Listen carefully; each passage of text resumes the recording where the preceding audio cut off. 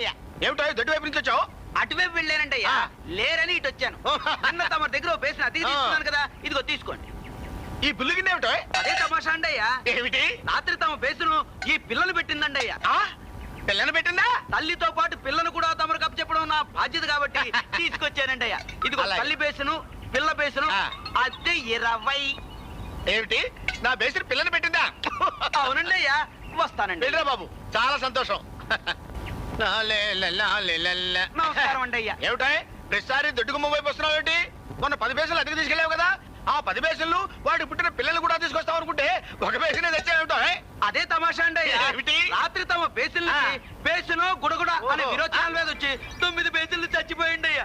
మిగిలిన ఒక్క బేసును తెచ్చాను, తీసుకోండి అయ్యా. ఏమిటో తెల్ల తోల మీద నీ కళ్ళకి నేను వెర్రి వెంగళప్పలా కనిపిస్తున్నానా? నా బేసులకి బేసునో గుడుగుడా అనే విరోచనాల మీద వచ్చి 9 బేసులు